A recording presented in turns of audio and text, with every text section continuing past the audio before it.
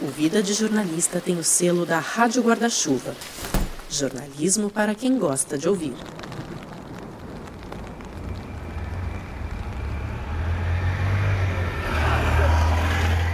Oi, quem me conhece um pouquinho sabe que eu não sou muito de acordar cedo. Eu costumo trabalhar de madrugada, então eu vou dormir muito tarde, tipo 3, 4, 5 da manhã, aí eu acabo acordando tarde, né? Resumindo, antes do almoço geralmente eu não sou ninguém, a não ser que seja por um bom motivo. Agora são quase 10 da manhã de uma quarta-feira, eu tô chegando aqui, tô em frente ao prédio onde mora o Leonardo Cases. A última vez que eu tinha gravado presencialmente um episódio do Vida tinha sido no dia 18 de março de 2020. Foi com o Pedro Borges, do Alma Preta, você lembra? Comecinho da segunda temporada. De lá pra cá foram 2 temporadas inteiras e mais a leva recente da série Memórias. Quase 60 episódios ao longo de 2 anos e meio, tudo gravado online à distância. E esse som que você tá ouvindo agora é o Vida voltando pra rua. Tudo bom, cara? Prazer meu, tudo bem? Tudo bem? Maravilha, obrigado aí por me receber, cara. Daqui a pouco eu te conto mais sobre essa gravação, mas antes deixa eu te contar o que é que você vai ouvir aqui nos próximos meses.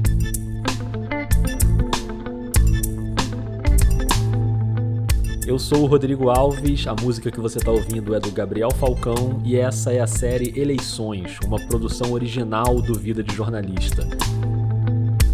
Em 7 capítulos você vai conhecer os bastidores da cobertura da campanha eleitoral de 2022 e nesse momento não tem nada mais importante que isso no jornalismo brasileiro. Para abrir os trabalhos, hoje o nosso tema é checagem de fatos e desinformação. Os mesários vão anular o voto de quem estiver vestindo camisa amarela no dia da eleição. Tom Cruise gravou um vídeo manifestando apoio ao Bolsonaro. Pablo Vittar caiu do palco depois de protestar contra o presidente. O diretor da Organização Mundial de Saúde foi preso pela Interpol. O STF e o TSE criaram uma lei para cassar o mandato de parlamentares cristãos. O evento do PSOL colocou pessoas fantasiadas de pênis e vagina para se apresentar numa escola. A demarcação de terra indígena faz subir o preço do arroz. A Globo gravou um vídeo ensinando como planejar um atentado contra o presidente. A OMS estima que as vacinas vão reduzir a população mundial em 15%. O ator Johnny Depp disse ao New York Times que espera a reeleição de Bolsonaro. Banqueiros apoiam Lula e Tudo isso aí que você ouviu, obviamente, é falso. E o que essas manchetes têm em comum é que todas circularam bastante por aí e todas foram checadas e desmentidas nos últimos meses pelo Aos Fatos, uma plataforma jornalística que investiga campanhas de desinformação. Se você vive no Brasil, se você está no WhatsApp, no Telegram, nas redes sociais, você sabe que desinformação é uma praga que se espalha muito rápido. E de uns tempos para cá o jornalismo tem se dedicado a checar o que é verdade, o que é mentira e o que está fora de contexto. Se a campanha de 2018 já foi um festival fake, você lembra da mamadeira, né? Você lembra. Enfim, imagine em 2022 com os aplicativos e as redes sociais ainda mais gigantes. Por isso eu decidi abrir essa série falando de checagem. E a primeira coisa que eu queria era levar você que está ouvindo para dentro da rotina de uma agência. Por isso que naquela manhã de quarta-feira eu fui encontrar o Leonardo Cases, que é chefe de reportagem do Aos Fatos. A equipe está trabalhando em home office, não tem uma redação, mas o Cases me recebeu na casa dele e deixou eu acompanhar um dia de trabalho. É para lá que a gente vai agora. Cara, você quer um café? Você quer uma água? Não, tô tranquilo, cara. Obrigado. O Cases fez um café, pegou o notebook e ajeitou as coisas na mesa da sala para começar a trabalhar. Era umas 10 e pouco da manhã.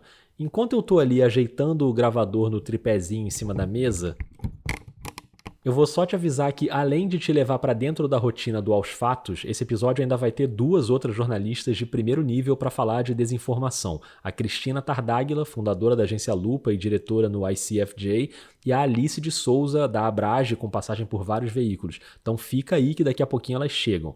Agora eu vou te pedir para puxar uma cadeira. Esse som nem pareceu muito com puxar a cadeira, né? Mas é um som real, de quando eu puxei a cadeira ali na sala do Cases. Então puxa a cadeira para ficar aqui com a gente. A casa nem é minha, tô te convidando, né? Meio falta de educação, mas enfim. Agora a gente vai saber na prática como é o trabalho numa plataforma de checagem. Então começa a contar aí como é que... Rodrigo, assim, meu dia em geral ele começa, né? A gente começa como todo jornalista começa o dia de trabalho, né? A gente abre os jornais, vai ver os jornais do dia, porque você pode ter certeza que o que vai aparecer de desinformação está diretamente ligado ao que está acontecendo no país, assim, as coisas andam sempre juntas. Então, assim, em geral, chega um mundo aqui, minha estrutura, né, no home office, que é basicamente, né, abre o computador, pega um café, senta na mesa e começa a dar uma olhada. Aí eu sempre, em geral, na verdade, quando eu acordo, eu já dou uma primeira olhada, mas assim, aí agora é mais uma segunda olhada, ver se por acaso teve alguma coisa que passou batida. Bom, a essa altura o Case já tinha recebido um relatório, uma ronda do repórter que entra às 9 da manhã. Eu também vou fazer essa ronda agora, mas ele faz uma ronda assim, ele vai ali na minúcia de levantar todas as peças de informação principais que estão circulando, ele também dá uma olhada na concorrência, nas outras agências, do que as agências fizeram também, e aí ele manda aí um balanção do que está acontecendo. Quando eu entro, eu faço essa ronda também, e aí a gente vai para as nossas ferramentas de monitoramento, assim. E essa parte das ferramentas é importante porque talvez você esteja aí se perguntando, beleza, fez a ronda, mas como é que eles sabem quais são as peças de desinformação que estão circulando, quais estão sendo mais relevantes nas redes sociais, no WhatsApp, o alcance de cada uma? Então é importante fazer algumas parcerias e ter acesso a esses dados. O Aos Fatos é um checador parceiro, faz parte do programa de checagem da Meta, né? Que é a empresa dona do Facebook, do Instagram e do WhatsApp. Por sermos parceiros deles, nós temos acesso a uma ferramenta de monitoramento lá deles, enfim. Então a gente também consegue dar uma olhada em conteúdos que estão viralizando, não necessariamente conteúdos desinformativos, tá? A avaliação sobre se é desinformativo ou não é nossa. Sim. A gente tem o CrowdStangle, que é uma ferramenta de monitoramento da Meta também, aberta, aí não só para os checadores parceiros, mas é aberta para pesquisadores, jornalistas, veículos de imprensa. Aqui nos Fatos, a gente tem uma coisa que é bem importante, assim, que é, nós temos o Radar aos Fatos. Então, o Radar aos Fatos é uma ferramenta nossa, desenvolvida pela equipe do Aos Fatos, e que ele acompanha não só Facebook, Instagram, mas ele também acompanha Twitter, YouTube, ele monitora determinado número de grupos do WhatsApp e também sites na internet. O Telegram, ele ganhou muita força, né? Assim, no Brasil, assim, a gente está observando, e aí a gente está agora com uma ferramenta ainda beta, assim, uma ferramenta interna para monitorar grupos do Telegram. Essa ronda, então, vai apontando possíveis checagens que ficam divididas em duas categorias. A checagem de declarações, políticos, autoridades. Teremos voto impresso no ano que vem. E a gente tem o chamado debunk, ou a verificação, seria o nome em português mais próximo, que são essas peças de desinformação que circulam na internet. Ela diz que a cebola, ela atrai os vírus, então devemos fazer nossa parte, né? Sendo que quando começa a rolar muita peça de desinformação sobre o mesmo assunto, a gente começa a pensar em construir o que a gente chama no Aos Fatos de explicamos, que seria uma espécie de pré-bank, que é assim, cara, vamos reunir todos os tópicos que geram desinformação sobre determinado assunto e vamos explicar eles, tipo assim, as explicações que a gente daria em cada checagem sobre cada peça, a gente gera ali quase que um FAQ, assim, perguntas e respostas que as pessoas é uma espécie de vacina contra a desinformação. E nesse ano ainda tem o trabalho de acompanhar tudo que é declaração dos candidatos à presidência. A gente já tem esse trabalho sistemático com o presidente Bolsonaro, né? O Aos Fatos tem um contador de declarações do Bolsonaro, que nós checamos todas as declarações do presidente. A Amanda, a nossa brava guerreira bolsonaróloga, como a gente costuma dizer, que é a pessoa que tem a missão de ficar acompanhando e checar todas as declarações do Bolsonaro, e a gente tem um contador no site também. A Amanda, a guerreira bolsonaróloga, já vai chegar aqui no episódio para contar pra gente como é essa missão espinhosa, que eu não desejo nem pro meu pior inimigo, mas agora na campanha tem o acompanhamento também dos outros candidatos. E até porque agora o Aos Fatos lançou o banco de discursos, que é usando a ferramenta de transcrição, o Scriba, que a gente desenvolveu, a gente está disponibilizando para todo mundo, está aberto isso, um banco com discursos dos candidatos, entrevistas, lives, eventos dos candidatos à presidência. Bom, como eu fiz em todos os cargos públicos que eu ocupei, estou me apresentando ao povo brasileiro. Graças ao ProUni e ao FIES e à política de cotas na universidade. Eu já fui deputada estadual, primeira mulher prefeita, reeleita prefeita do meu estado. Essa ferramenta é incrível, tá tudo lá, você pode filtrar por candidato, por evento, é legal demais. Bom, o Cases me deu todas essas explicações, mas já eram quase 11 horas da manhã e ele ainda não tinha parado para trabalhar de fato, né? E além daquele repórter que entrou às 9, outros 2 entram às 11. Que é o horário da nossa reunião, hoje eu vou atrasar um pouquinho. porque a gente tá aqui conversando, eu vou atrasar um pouquinho. Eu tô atrasando o teu trabalho. Não. Pronto, parei de atrapalhar e fiquei um tempo ali quietinho, porque antes da reunião o Cases ainda precisava avaliar algumas peças que chegaram na ronda para escolher as checagens e pautar os 3 repórteres. Essa escolha não é simples. A gente precisa fazer uma conta, é a conta entre alcance e impacto. Tipo, tem uma peça aqui que tá com mais de 10 mil shares no Facebook, tem 800 mil views no TikTok e é uma peça sobre futebol, comemoração de jogadora de futebol feminino, assim. Não é a política, não é um ataque contra o Bolsonaro ou contra o Lula, assim. Mas ela tá muito grande. Por outro lado, assim, você tem peças menores, mas que falam, assim, fazem ataques mais diretos a um político, ou acusam, ou atribuem a ele condutas muito sérias. E aí você, tipo assim, cara, isso aqui só tem 2 mil compartilhamentos. Cara, mas isso é muito sério. O dano é muito grave. Para fazer essa conta entre alcance e dano, ele começa a abrir as peças ali na minha frente, os cards, os vídeos, e vai dando play para assistir. Absurdo. Jogadora não pode usar a bandeira do Brasil. Não pode comemorar. É esquerda. Desgraçada. Um encontro de 2 bandidos. Só pelo áudio. É cada coisa que a gente vê aqui que o pessoal nem acredita. Perdão, imagem errada. Uma outra coisa importante é que muitas vezes o que eu brinco é que assim, o diabo mora nos detalhes, assim. A gente fica ali, tipo assim, tem que voltar na peça e vai, porque é um detalhe que tá desinformando e como é que a gente vai entender, assim, isso aqui é uma coisa que até Tom Cruise declarando apoio ao Bolsonaro teve já. Quando você é, eu falo, pessoa que você acha que já viu de tudo... Tá sempre se surpreendendo. Não, isso aí não tem monotonia na checagem, isso aí não tem... Cada dia o pessoal se supera.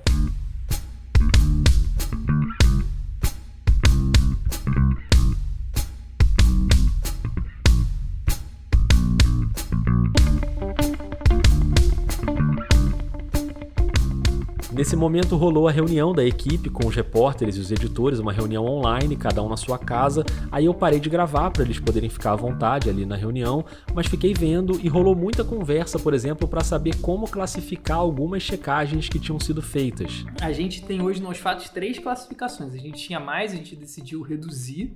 A gente tem verdadeiro e falso, que autoexplicativos.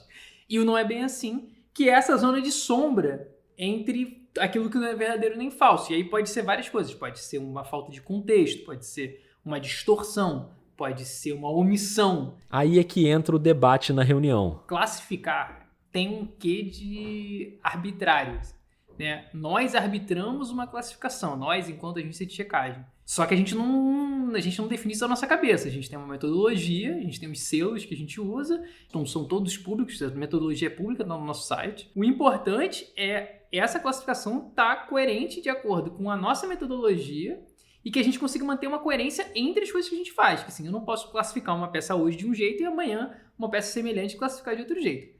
Definir essa classificação pode ser muito difícil. A linha é muito tênue. Então, onde está o elemento desinformativo principal dessa checagem? E aí a gente fica muitas vezes, né, se acompanhou a reunião, estressando a peça, estressando o nosso trabalho. Mas a gente consegue dizer que é falso? Não, é porque falso não é, porque assim, a cena aconteceu. E as decisões vão sendo tomadas. Por exemplo, Tom Cruise gravou o vídeo apoiando o Bolsonaro. Foi uma checagem feita pelo Marcos Faustino e ganhou o selo de falso. O vídeo mostrava o ator numa feira de aviação fazendo uma saudação ao Brasil, não ao presidente. A história que você ouviu ainda há pouco da jogadora de futebol que não pôde usar a bandeira do Brasil no pódio da Copa América, aí ganhou o selo não é bem assim, porque ela de fato não pôde usar a bandeira, mas não por uma determinação da esquerda, como dizia o cara lá do vídeo. A repórter Priscila Pacheco apurou com a confederação, com a Conmebol, que isso está no regulamento, os atletas não podem usar símbolos nacionais no pódio. E essa apuração dos repórteres começa logo depois da reunião. Eles vão apurar, escrever, entrevistar, fazer tudo o que for preciso. Aí eles fecham uma primeira versão do texto, eles mandam para mim, aí eu dou uma primeira lida só para ver se tá aquilo que foi combinado na reunião tá entregue, eu não meto a mão no texto propriamente, e aí eu libero para os editores. Aí os editores vão fazer a edição minuciosa ali do texto, da peça, ver se está batendo, se a gente está desmentindo realmente. E aí a gente fica nesse que, na verdade, é um fluxo, assim, e o tempo pode demorar, porque às vezes tem checagem que a gente faz em 2 horas, 4 horas, 5 horas, 2 dias. Depende da complexidade do tema, né? Esse material checado vai para o site, vai para as redes sociais e ainda tem o sistema de inteligência artificial, que é a Fátima. Oi, tudo bem? Eu sou a Fátima, a robô checadora do Aos Fatos. Eu existo para que você aprenda a procurar informações confiáveis e pare de espalhar desinformação por aí sem querer. Talvez você já me conheça do Facebook Messenger e do Twitter, mas agora tem uma novidade. Você pode falar comigo também pelo WhatsApp. Essa é boa para indicar para o povo da família. Dá para mandar pedidos de checagem quando rolar alguma dúvida. E se essa checagem já tiver sido feita, ela responde automaticamente. Ela reconhece imagem, enfim. É só se cadastrar lá em aosfatos.org/Fátima. Carlos, obrigado, cara. Obrigado demais por ter me recebido aqui. Pô, foi muito esclarecedor e parabéns aí pelo trabalho de vocês. Pô, cara, eu que agradeço. Foi ótimo, assim, poder dividir um pouco com você e com o pessoal que vai ouvir a gente, assim, um pouco como é que é, digamos assim, esses bastidores do nosso trabalho, assim. É muita relação, assim, o pessoal. Eu brinco assim, a gente assiste muita coisa que as pessoas preferiam não assistir, mas faz parte do nosso trabalho, assim, pra gente conseguir ajudar as pessoas a navegarem nesse mundo louco da internet.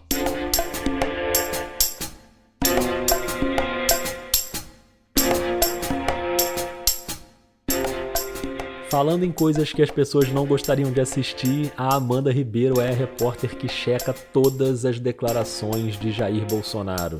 E é claro que eu preciso chamar a bolsonaróloga do Aos Fatos aqui para nossa conversa. Oi, Rodrigo, tudo certo? Beleza, Amanda. Tô curioso para saber como é essa rotina, que não deve ser nada fácil, né? Então, na verdade a minha rotina é um pouquinho diferente da rotina dos meus colegas aqui no Aos Fatos, porque desde o início do ano passado eu tô encarregada de abastecer o agregador de declarações do presidente. Então eu vou falar mais ou menos um pouquinho sobre como é o meu dia a dia no agregador. Boa, então você que tá aí ouvindo, pega aí esse relato da Amanda com o passo a passo da checagem do Bolsonaro. No meu caso particular, pelo meu histórico de atleta, caso fosse contaminado pelo vírus, não precisaria me preocupar. Nada sentiria ou seria, quando muito, acometido de uma gripezinha. Relatórios oficiais do governo do Reino Unido sugerem que os totalmente vacinados estão desenvolvendo a síndrome de imunodeficiência adquirida muito mais rápido que o previsto. Então começa a aparecer aqui os efeitos colaterais das máscaras. Está sendo embolia, está sendo investigado, parece que é efeito colateral da vacina, parece. Vamos aguardar, né? Se você virar um jacaré, é problema de você, pô. Primeiro de tudo, logo que eu entro no trabalho, eu checo a agenda do presidente para saber se ele vai participar de algum evento relevante no dia e que vale acompanhar ao vivo. Daí depois eu parto para a ronda do dia anterior. Primeiro eu checo todas as redes dele, Twitter, Facebook, Getter, TikTok, Quai, até o Flickr. Tá vendo? Você aí achando que a vida tá difícil e a Amanda checando até o Flickr do presidente. Nem sabia que essa rede ainda existia. Depois eu assisto os vídeos dos eventos que rolaram no dia anterior e eu não consegui acompanhar. E daí, por último, eu assisto os vídeos gravados por apoiadores que mostram ele no cercadinho. Eu sigo alguns canais, né? Tipo, eu acompanho alguns canais e eles publicam recorrentemente esses vídeos do cercadinho e daí eu uso pra acompanhar o presidente. Vamos erguer a mão, presidente. O que eu pude fazer, o que eu posso, estou fazendo. Agora não posso fazer, loucura. Se é direito, ganha na justiça. Não é comigo. Com todo respeito a você. Com todo respeito a você. Pai, no nome de Jesus. Para um pouquinho só. Eu peço que não venha aqui, pessoal, reivindicar coisas pessoais, que daí eu vou acabar não parando mais aqui. Só isso, mano. Aí, depois de decupar tudo, que geralmente consome metade do dia, mais ou menos, eu começo a checar as declarações que eu decupei. A gente tem uma tabela com todas as declarações, elas estão separadas assim, mês a mês. E como o presidente se repete muito, geralmente eu começo a abastecer no sistema com as declarações que a gente já tem checadas. Aí, enfim, depois que eu faço tudo isso, é hora de fazer as novas. E aí é aquele procedimento de apuração de sempre. Eu checo em bases oficiais, eu consulto especialistas, eu vejo matérias que foram publicadas por outros veículos de imprensa, faço pedidos de informação e geralmente eu separo um dia na semana para fazer alguns pedidos de LAI também, quando eu não tenho retorno de ministério ou quando eu sei que é algum dado, alguma informação que eu preciso que é mais extensa, mais complicada, eu faço um pedido de LAI. LAI é a Lei de Acesso à Informação, né, que garante o acesso a informações produzidas ou armazenadas por órgãos públicos. Então eu vou dar um exemplo, só para ficar mais claro como é que é o procedimento para checar. O presidente tem repetido muito que a Petrobras acumulou uma dívida de 900 bilhões de reais entre 2003 e 2015, que foram os governos do PT. E somente na Petrobras, o endividamento dessa empresa, comandada pelo PT, chegou na casa dos 900 bilhões de reais. Então, para checar, o que eu faço? Primeiro eu fui no site da Petrobras para procurar informação sobre o endividamento bruto.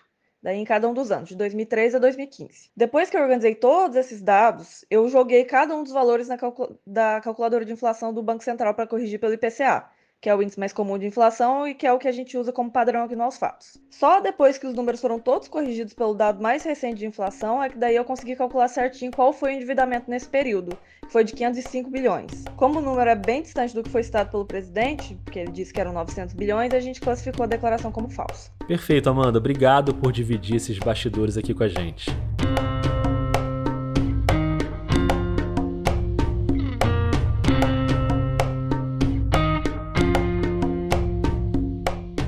E eu convido você que está ouvindo para seguir o trabalho do Aos Fatos, assim como de várias outras plataformas de checagem no Brasil, o Fato ou Fake, o Comprova, a Agência Lupa.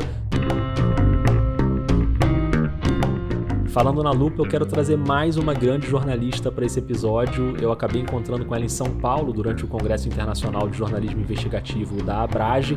Foi uma viagem meio em cima da hora, eu quase não fui, porque a passagem de avião estava muito cara, mas no fim das contas eu acabei indo de ônibus.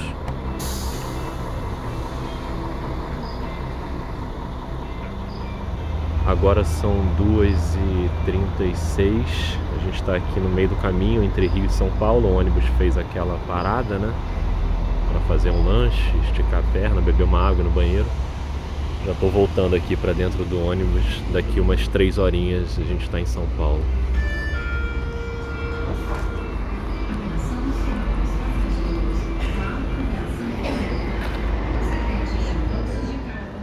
Enquanto o ônibus não chega em São Paulo, deixa eu aproveitar aqui para te dar um recado da Rádio Guarda-Chuva, porque tem gente nova chegando na firma. O Diversifica, apresentado pela Luana Ibelli, e o Ciência Suja, que está entrando na 2ª temporada. Agora eles são parceiros do Vida na Guarda-Chuva, e hoje eu vou chamar o Theo do Ciência Suja para dar um alô aqui pra gente. Oi, Theo. Oi, gente. Meu nome é Theo Ruprecht e que alegria estar nesse podcast incrível que é o Vida de Jornalista para falar do Ciência Suja. Bom, a cada episódio do Ciência Suja, a gente traz casos em que a ciência foi deturpada ou mal usada e que geraram grandes impactos para a sociedade. A gente já falou de eugenia, movimento antivacina, indústria do cigarro e a nossa 2ª temporada está no ar com episódios quinzenais às quintas. Então, depois de ouvir o Vida, já segue a gente no seu tocador e experimenta mais esse podcast jornalístico com essa pegada de ciência e crime. Até!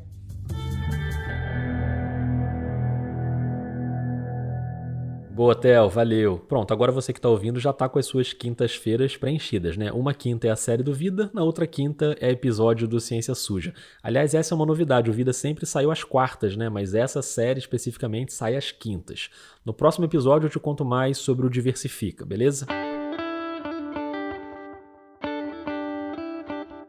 E falando em Rádio Guarda-Chuva, é claro que eu aproveitei a viagem a São Paulo para encontrar pessoalmente o povo, né? Gabriela Maier, Juliana Dantas, Renan Suquevicius, Tomás Chiaverini. O Tomás fez um pão caseiro pra gente que, olha, me arrependi de não ter trazido um pedaço num potinho. Mas deixa pra lá, não é sobre essa parte da viagem a São Paulo que eu preciso falar agora, é sobre o encontro que eu tive no Congresso da Abrage, um dos vários encontros muito legais. Aliás, no canal do Vida, no YouTube, eu gravei um vídeo de meia horinha contando os bastidores. Dá um play lá, deixa um comentário. E eu encontrei a Cristina Tardáguila, uma super jornalista, fundadora da agência Lupa e diretora do ICFJ, o International Center for Journalists. A Cristina mora em Washington e veio para participar de uma mesa entrevistando o ministro Luiz Roberto Barroso, ex-presidente do Tribunal Superior Eleitoral, hoje ministro do Supremo.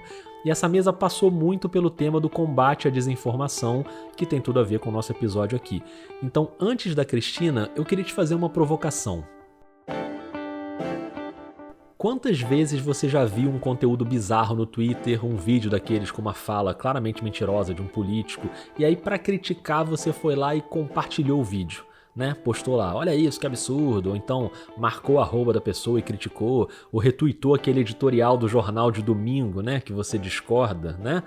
Se você já fez isso, eu quero que você ouça com muita atenção essa conversa rápida que eu tive com a Cristina. A gente foi ali para um cantinho mais silencioso da FAAP, onde rolou o congresso, E falando em silencioso, o nosso tema foi silêncio estratégico nas redes sociais. Eu vou colocar os 5 minutinhos da nossa conversa aqui na íntegra para você ouvir como se estivesse ali do nosso lado no Congresso. Vou até descrever o cenário aqui para você imaginar. Já estava de noite, era um corredor bem largo, ao ar livre, com uns bancos de pedra, umas plantas. Dos dois lados ficavam os prédios da FAAP e aquele friozinho paulistano tradicional. Imaginou? Então vamos nessa. Beleza, já estamos gravando. Na verdade, assim, esse episódio vai ser sobre checagem, né? E aí eu tô conversando com algumas pessoas, mas eu queria muito ter você nesse episódio para falar de silêncio estratégico. Adoro, meu tema preferido. Sempre vejo você falando. Então a primeira coisa que eu queria que você falasse é isso. Por que é tão importante esse conceito do silêncio estratégico? Gente, assim, silêncio estratégico, ele é uma forma diferente de encarar a luta contra a desinformação. A gente tem que entender que a gente já convive com a desinformação eu diria, pelo menos comigo, há uma década, e ela vai mutando. E a gente já chegou num ponto, que não é exclusividade do Brasil, em que os desinformadores eles fazem armadilhas para que a imprensa caia, cubra, e aquilo vire uma notícia, e que aquela pessoa vire uma referência, e que aquele tema entre na pauta. Então, o silêncio estratégico ele é uma proposta, sobretudo para a imprensa, sobretudo para os jornalistas, mas também para o cidadão comum, de refletir sobre a intenção de quem fez aquela postagem, publicou aquele vídeo e alterou aquela foto, né? Será que por trás daquilo não está justamente a vontade de virar notícia, de aparecer, de ganhar voto? E assim, a proposta de silêncio estratégico ela é super polêmica. Tem gente que acha que eu tô maluca, né? Assim, não, porque tem sempre que falar quando o cara mente, ou quando o camarada tá usando conteúdo adulterado. Eu acho que é uma construção ainda, é um conceito ainda em construção, que a gente precisa evitar as armadilhas que estão deixando pra gente no caminho. E há algumas técnicas para fazer isso, né? O silêncio estratégico tem algumas estratégias. Pois é, você sempre fala isso, de dar essas dicas pontuais de não retweetar, não citar arroba, ou fazer o print e tal. Quais são as principais que você acha, assim, para quem tá ouvindo o podcast, que você acha que vale a pena a gente prestar atenção aí nesse segundo? Depende um pouco da rede que a gente tá falando. Assim, eu diria assim, no WhatsApp pra mim não tenho certeza, mas passei. Vê aí se é verdade, né? Você imagina que eu, como checadora, recebo da minha família inteira. Isso aqui é verdade? E eu falo, poxa, você podia ter me economizado, eu li essa besteira, né? A primeira coisa, então, no WhatsApp realmente, não encaminha se você tem a dúvida. Porque se você tem a dúvida, você vai só amplificar a dúvida.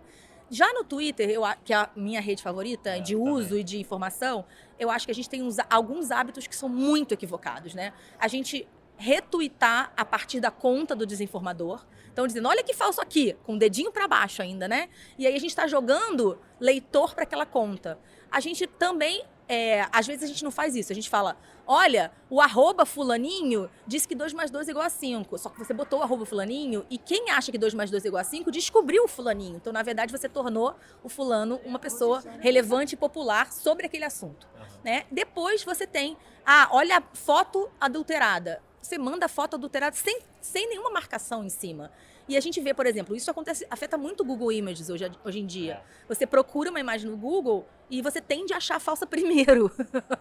Porque tanta gente compartilha o falso para repudiar o falso. Então tem que ter uma certa inteligência, inclusive na detecção e na crítica ao conteúdo desinformativo. Olha aquele vídeo, olha esse vídeo, que absurdo essa coisa mentirosa, e retuita o vídeo, manda o vídeo inteiro. Exato, manda o vídeo inteiro sem nenhuma marcação no vídeo. Isso, né? Então, assim, você tá simplesmente... O seu comentário, ele só está na sua postagem, mas o vídeo, ele tá livre. Então, qualquer pessoa que discordar da sua opinião, ela vai pegar aquele vídeo e vai continuar amplificando a desinformação. Então, é um misto de inteligência e um misto de técnica que se soma ao fact-checking, né? Que é o oposto, que a mentira já circulou, a gente desdiz. É evitar que ela cresça. Cris, obrigado demais, adorei. Que bom. É uma honra ter você no podcast. Que ótimo, foi um prazer, Rodrigo.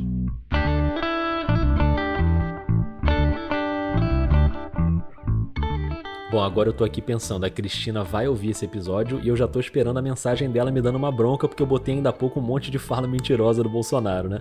Mas enfim, nesse caso são falas já muito conhecidas e aqui tem um público específico, não é exatamente que eu tô amplificando uma mentira, são falas que todo mundo já conhece. Mas essa reflexão da Cristina é legal demais, se você por acaso ainda não segue ela no Twitter, vai lá, acompanha também a coluna dela no UOL, foi uma honra ter a Cristina aqui no Vida. E outra jornalista que também estava em São Paulo, que eu até vi no Congresso, mas a gente não conseguiu trocar uma ideia, foi a Alice de Souza. Oi, Rodrigo, tudo bom? Espero que esteja tudo bem com você e também com quem está nos ouvindo hoje. Tudo ótimo, Alice. Eu sou muito fã da Alice e, bom, se eu for listar aqui tudo de legal que ela já fez, o episódio acaba, né? Mas ela é jornalista pesquisadora na Abrage, repórter freela, já publicou em vários lugares, na Lupa, no UOL, no Estadão, na Revista Asmi, na Agência Pública, em vários veículos pela América Latina, e ela é mestre em indústrias criativas e já estudou desinformação nas eleições brasileiras, trabalhou com checagem em projetos como o Comprova e o Confere Aí. Enfim, é um privilégio ter a Alice aqui no Vida. Para mim é um prazer e uma honra poder colaborar com esse debate. Imagina, honra minha. A Alice tá morando em Londres, mas depois do congresso ela foi de São Paulo para Recife, ela é de Recife, e aí eu mandei uma mensagem para ela em cima da hora e ela topou gravar, o que me deixou muito feliz. Então vamos aproveitar, você que tá aí ouvindo, se você quer entender melhor os caminhos para identificar uma desinformação, até para você, quem sabe, promover um cursinho básico aí com a sua família nesse período pré-eleitoral, bora ouvir a Alice. Pra gente que é jornalista, é muito importante que as pessoas se apropriem das estratégias, do conceito e das ferramentas para lidar com a desinformação, porque eu acho que esse é um trabalho de todos nós, né?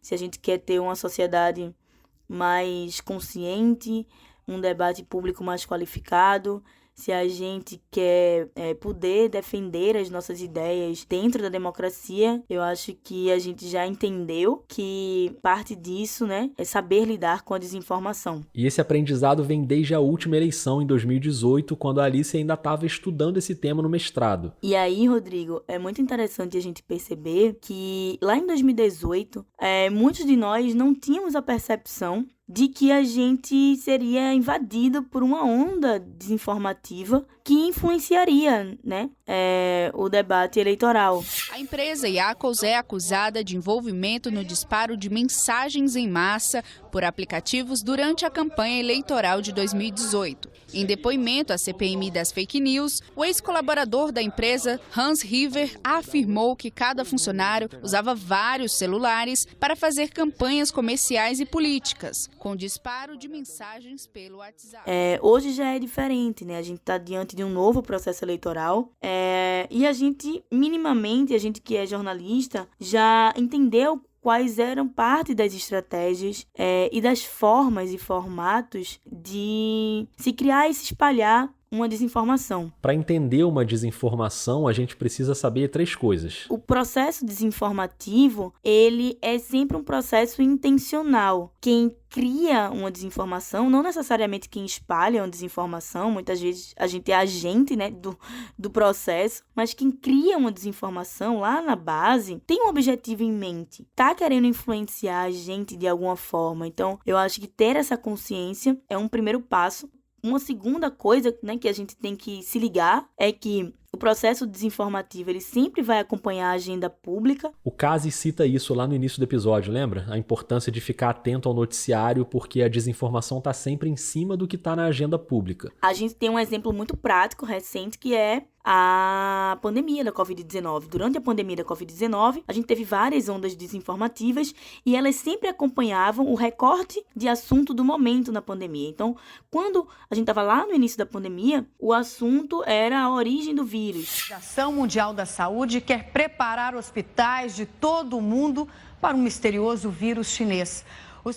A desinformação, ela era sobre a origem do vírus. Quando a gente passou a falar sobre possíveis tratamentos, a desinformação foi sobre possíveis tratamentos. Em discurso na abertura da Assembleia Geral da ONU, o presidente Jair Bolsonaro defendeu o tratamento sem eficácia contra a Covid-19 e prometeu que até novembro o governo... Quando a gente começou a falar sobre vacina, a desinformação foi sobre vacina. E eu pergunto, a vacina tem comprovação científica ou está em estado experimental ainda? Então a ideia é se apropriar um pouco do que está acontecendo e do que as pessoas estão falando e entrar ali para ser um agente, de certa forma, um agente do caos ali, né, desordenar aquelas conversas que as pessoas estão tendo. E uma terceira coisa é que a desinformação, ela, hoje, a gente já sabe que ela tem alguns padrões, né? Para tentar entender alguns desses padrões, surgiu o Confere Aí, quando a Alice estava estudando automatização de checagem de fatos. O Confere Aí analisou 25 mil conteúdos ali em 2018. A minha ideia era entender um pouco até que ponto a tecnologia poderia ajudar a gente ou não a, entre aspas, combater a desinformação, né? A lidar com a desinformação. E aí, naquele momento, a gente teve uma ideia de fazer um teste, dentro do ambiente acadêmico, do ambiente controlado da academia, de criar um aplicativo que pudesse dizer se uma desinformação ou uma informação era verdadeira ou não. De maneira bem binária, assim, bem simples, né? A ideia era a gente entender até onde a máquina poderia chegar, se ela era capaz, inclusive, de dar essa resposta. É muito difícil a gente ter uma resposta binária e certeira sobre se algo é verdadeiro ou falso, sobre se algo é mentiroso, enfim, porque existem muitas nuances. Se a gente tivesse uma solução fácil, seria ótimo. Enfim, a gente teria um processo eleitoral, agora em 2022, muito mais limpo, muito mais seguro, né? Mas não é o caso, a gente não sabe o que vai acontecer necessariamente, então é importante a gente ter em mente que esse é um problema complexo. E como um problema complexo, a gente tem que lançar mão de várias estratégias. Aí é todo mundo junto nesse processo, né? A gente tem, por exemplo, as agências de checagem de fatos, que fazem um trabalho brilhante. A gente tem os agentes, as entidades privadas, como, por exemplo, as Big Techs, que tem um papel fundamental na, entre aspas, regulamentação do que acontece dentro do ambiente digital, né, nas conversações em rede. Então, a gente precisa cobrar delas também um pouco. O Tribunal Superior Eleitoral assinou um acordo com as principais plataformas digitais de vídeo, redes sociais e aplicativos de mensagens para combater a disseminação de fake news. A gente tem os agentes públicos, né? E quando a gente está falando de agentes públicos, a gente está falando de que a desinformação ela pode vir e pode estar em qualquer lugar, inclusive na boca de pessoas, políticos, de famosos, de celebridades. E um outro lugar, um outro agente, né, desse processo são as pessoas, né? É o resto da sociedade, a sociedade civil, as pessoas que estão aos nossos lados, os nossos amigos, nossa família. E como é que a gente cuida dessas pessoas? Que tipo de informação a gente pode dar para elas para ajudar a identificar um conteúdo como verdadeiro ou falso? Ou pelo menos para ligar um alerta? O Confere Aí identificou alguns padrões. Por exemplo, vamos lá, anota aí esses pequenos sinais que podem gerar uma desconfiança. A gente percebeu que uma coisa muito comum é se utilizarem muitas exclamações ou interrogações em títulos. A gente que é jornalista sabe que esse não é um padrão jornalístico, né? Os títulos geralmente podem vir em caixa alta. Geralmente, o título, ele não condiz muito, quando é um texto, ele não condiz muito com o que tem embaixo. Dá uma lida no primeiro e no segundo parágrafo para ver. Se for uma imagem, jogar essa imagem num buscador, que é copiar a imagem lá na parte de busca por imagem e ver se essa foto tá fora de contexto, ou seja, ver se ela já foi publicada antes em um outro local. Sites que tem muita propaganda, sites que não dão a fonte para o que está sendo dito. Saber diferenciar um texto que é opinião de um texto que não é opinião. Textos que são muito autorreferenciados, tipo eu fiz, eu acredito. Textos muito adjetivados, que são textos mais opinativos que informativos. Esse tipo de dica de observação é legal não só para jornalistas, mas passar isso para todo mundo, né? Fazer um processo transparente. E aqui eu faço um parênteses, Rodrigo. Eu acho que a gente, enquanto jornalista, a gente durante muito tempo se furtou de explicar para as pessoas, né, para nossa audiência, como é feito o jornalismo, como a gente constrói uma notícia. Cabe a gente também, a partir do momento que as pessoas compreendem como é um processo de apuração, por exemplo, elas podem tentar replicar esse processo de apuração, dando esses instrumentos para as pessoas, ensinando a elas como se faz um processo de apuração. A gente vai ensinar para elas que uma coisa primordial do trabalho jornalístico é checar a fonte, né? Então, se algo chegou para mim por um aplicativo de mensagem, eu pergunto àquela pessoa, de onde você tirou essa informação? Se essa informação não chegou para mim por um aplicativo de mensagem, mas chegou para mim por uma notificação, ou numa busca na internet, ou foi um post de rede social, pesquisa aquela mesma informação num buscador e vê se aquilo foi replicado em outros lugares. É muito difícil que algo que seja muito maravilhoso, que seja uma grande informação, um grande furo jornalístico, esteja em apenas um site. Então, eu acho que as pessoas têm que ter essa consciência também, mas a gente precisa instrumentalizá-las. Ou seja, se dizem que hoje todo mundo é jornalista, todo mundo produz conteúdo, então bora ensinar para as pessoas um pouquinho de como é que é ser jornalista, né? Mostrar um pouquinho como é que se produz conteúdo, principalmente agora, porque os próximos meses não vão ser fáceis. Eu acredito que o mais importante nesse momento é a gente ter essa consciência de que a gente vai enfrentar um novo processo eleitoral, vai lidar novamente com um processo eleitoral que vai ser permeado por desinformação. Então a gente também tem que entender que cada um pode fazer a sua parte e contribuir para que a gente tenha um processo eleitoral mais limpo, mais seguro para nós, né? Perfeito, Alice. O jornalismo segue aí no combate. Então é isso, Rodrigo. Espero ter ajudado. Espero que todo mundo saia dessa conversa munido de conhecimento para lidar com a desinformação, que a gente consiga usá-los, né? Usar todo esse conhecimento que a gente está trocando aqui dentro das nossas apurações e também dentro da nossa vida, né? Enquanto cidadão, cidadã. É isso, um abraço e até mais.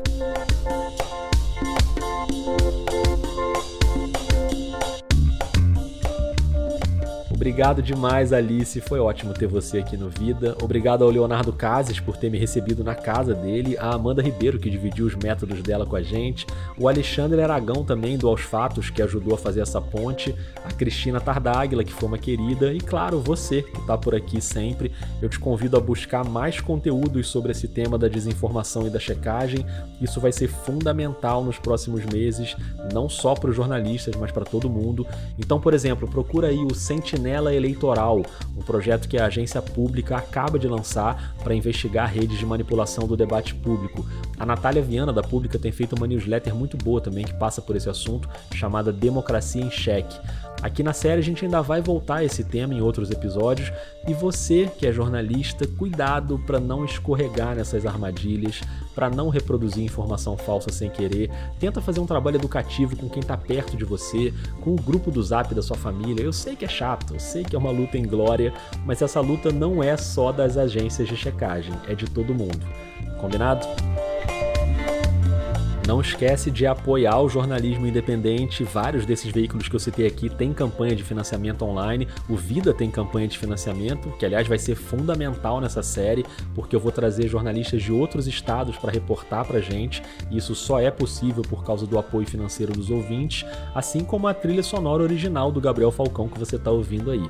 Então, muito obrigado a todas as apoiadoras e todos os apoiadores. Se você ainda não apoia, pensa com carinho nessa possibilidade. É só buscar um dos planos mensais na Orelo, que fica em escute.orelo.audio/vida de jornalista/apoios, ou em catarse.me/vida de jornalista, ou em picpay.me/vida de jornalista, ou as doações pontuais pelo Pix. Aliás, agora no dia 17 de agosto, o Vida faz aniversário. São 4 anos de produção independente, mais de 150 episódios, mais de 200 pessoas entrevistadas, e eu sigo fazendo tudo sozinho. Pesquisa, produção, entrevista, roteiro, edição, apresentação, divulgação. Ou seja, talvez esse seja um bom momento para você dar um presente de aniversário para o podcast e se tornar um apoiador ou uma apoiadora. Me diz o que você achou desse episódio de abertura da série Eleições. A @ é vida_jornalista, tanto no Twitter como no Instagram, e tem o e-mail podcastvidadejornalista@gmail.com. Se você ouve no Spotify ou na Apple, classifica lá com as estrelinhas. Isso ajuda bastante no algoritmo, ajuda a chegar para mais gente, e espalha o Vida por aí. Compartilha o episódio, comenta nas suas redes, manda nos seus grupos. Eu volto daqui a 2 semanas. Um beijo, um abraço e até lá.